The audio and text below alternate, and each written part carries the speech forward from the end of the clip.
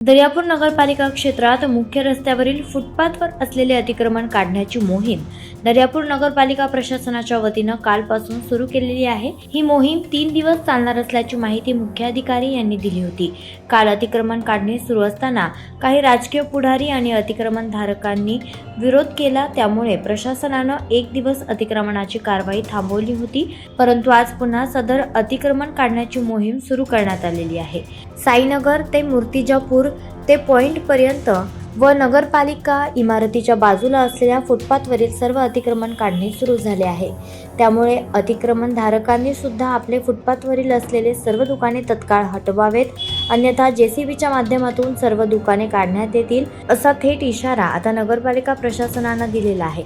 नगरपालिका प्रशासनाचे या ठाम भूमिकेमुळे आता अतिक्रमणधारकांचे धाबे चांगलेच जणांलेले आहेत। त्यामुळे आता यात आज काय नवीन घडामोडी घडणार हे पाहणं सुद्धा महत्त्वाचं ठरणार आहे।